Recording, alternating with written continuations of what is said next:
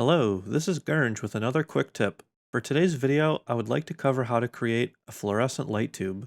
These are a nice type of real-world light fixture which are fun to recreate in CG.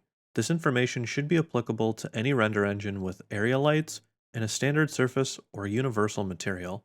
As always, I'll be using Redshift, but this information would be identical in Arnold. Let's take a look at what my version will look like at the end of the quick tip. And since these are a real-world object, it's great to get a nice reference photo when attempting to recreate it. I found a very nice example here on Google Images. There's a lot that I like about this, and so I decided to use it as my main point of reference. It's important to note these are similar, but a bit different than neon lights, which you might be familiar with. Additionally, while this might be boring, it's a good idea to try to find a diagram, as this might point out key details. Since I made this fluorescent light for one of my own artworks, let's look at it side by side with the diagram. Doing this, we can point out 4 keys.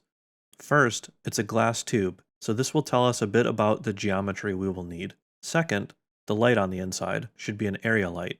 Third, there's a coating, a material or shader property that we ought to include. 4, there's a piece on one or both ends, which will tell us some more geometry we will need. And 5, as a bonus, there's usually some sort of cool or techie information written on the ends. Alright, enough chatting. Let's hop into Cinema 4D. Okay, here we have our light fixture. So let's jump in and solo this and take a look. It's deceptively simple as far as the geometry goes. It is a tube primitive with a bit of thickness and an appropriate length. If we take a look, again, this is a glass tube with some thickness. For these bits on the end, I grabbed a simple piece from a kitbash library that I had. It doesn't need to be nearly this detailed, but it's important for it to match the overall sort of proportion and fit within the glass tube. Next, obviously, will be a light. I'm using an area light in Redshift that is set to cylinder shape. As well, of course, make sure to set an appropriate intensity. The intensity should depend on your scene and overall size of your light, noting that larger area lights will produce more light in general. Don't crank it too high though, or you'll wind up overpowering things and lose the effect of this cap and some of the material properties.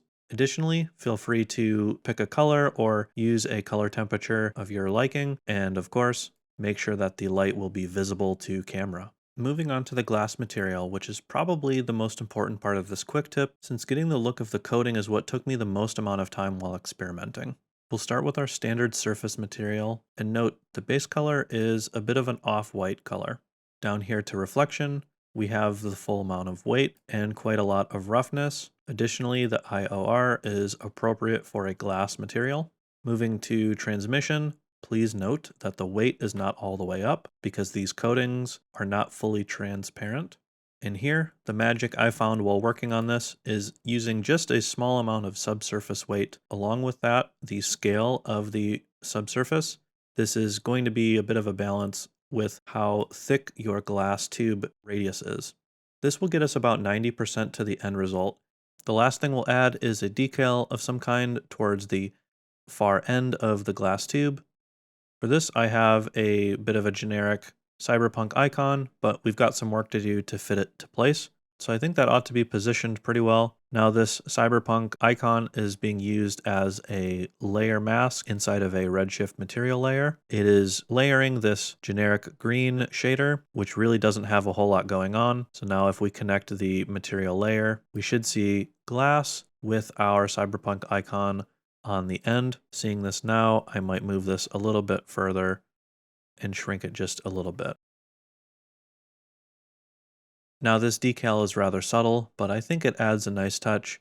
Now that'll cover everything for this tutorial. Perhaps you want to push things a little bit further, maybe adding some surface imperfections to help give a little bit of definition or variation to the transparency, but I'll leave that up to you. And that'll cover everything for this quick tip. If you found this helpful and you wind up using it, please let me know. I'd love to see it. Also consider liking and sharing this video or subscribing. And again, thank you so much for watching.